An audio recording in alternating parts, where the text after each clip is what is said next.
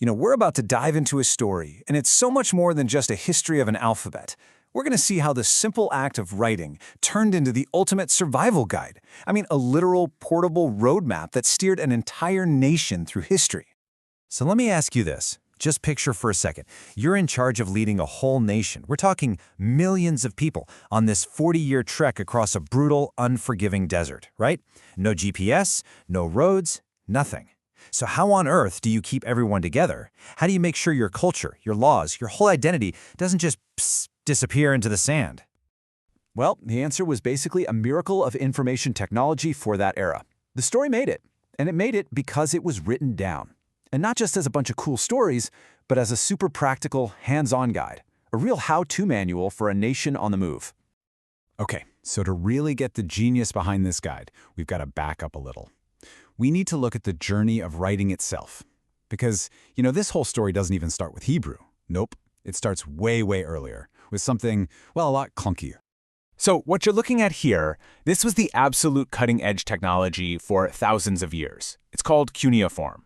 If you wanted to write anything, you as a scribe had to learn hundreds, sometimes thousands, of these little wedge-shaped signs. And then you had to press them into these heavy, breakable clay tablets. It worked. It was powerful, for sure.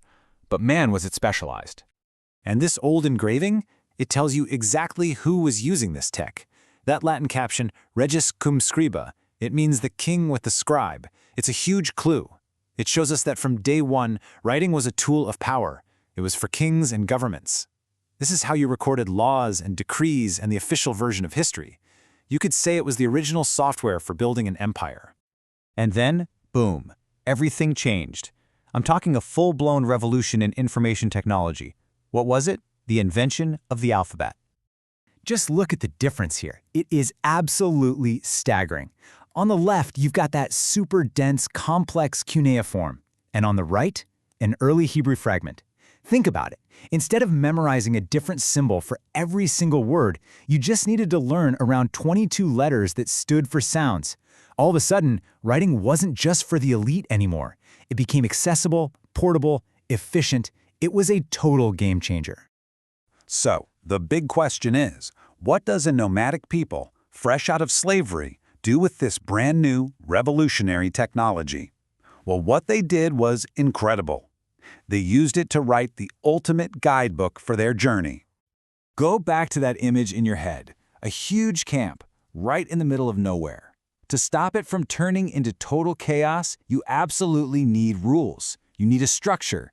You need a way for everybody to be on the same page about the plan, the laws, and where you're all headed. You need a written guide that anyone can look at. And this is where the Torah becomes something more than just a sacred text. It becomes this incredibly practical, portable constitution for a nation that's constantly moving. It was literally their operations manual. It had everything they needed to make it through that journey. All right, so where does the guide start? With the big stuff, the non-negotiables, the core principles. We're talking about the 10 Commandments, right? Famously carved into stone. These were the fundamental rules of the road, a permanent, super durable record of the laws that held the whole community together. But hey, a good guide isn't just about rules, is it? You need logistics. And what you're seeing here is a literal blueprint straight from the text. It's a diagram that shows exactly how the 12 tribes were supposed to set up their camps. This is pure organizational strategy, written down so there was no confusion, just clarity and consistency. And of course, every good map needs that central point, right? The big "you are here" dot. For them, at the physical and spiritual heart of the camp was the tabernacle, this portable sanctuary. And the guide? It had the most detailed, meticulous instructions for how to build it, the rituals to perform, and how it sat right at the center of everything as the nation was being formed. Okay, so this incredible guide gets created, but that brings up another huge question. How did it survive? How does a document written on stuff that can easily rot away make it through not just a 40-year journey, but more than 3,000 years of history? Well, the technology used to preserve the guide actually evolved right along with the people themselves.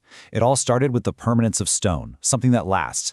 Then it moved to portable parchment scrolls, which were great because you could carry them around and make copies. And then, thousands of years later, another huge leap, the printing press, which made it scalable. The printing press was, no joke, another revolution on par with the alphabet. Suddenly, the guidebook and all the centuries of commentary and analysis, like what you see here, the title page of the Shulchan Aruch, a major code of Jewish law from 1565, all of it could be copied perfectly, organized, and sent all over the world. The path, that guide, was now permanently saved and open to everyone. And that really brings us right up to today, because we have to remember, this script, this guide, it's not some dusty artifact in a museum. It's a living, breathing legacy that is still evolving and inspiring people right now.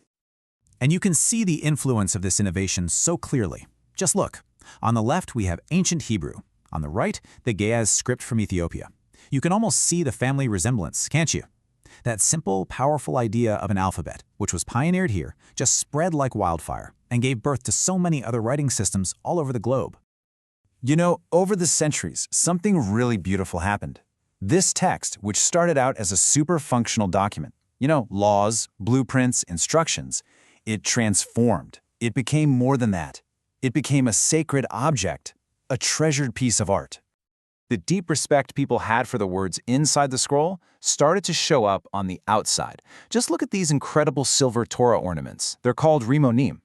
The level of detail is just amazing, and they're made to both protect and beautify the scrolls.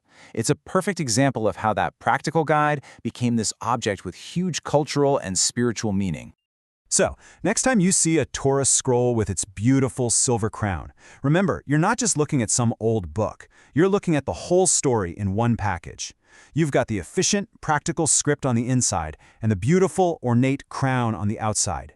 And together, they tell this incredible story of survival, of identity, and of the unbelievable power of the written word.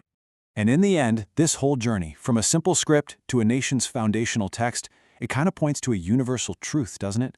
Every culture, every single society has its own guidebooks, the core documents, the stories, the laws that say this is who we are. So it just leaves you with one final thought. What's written in yours?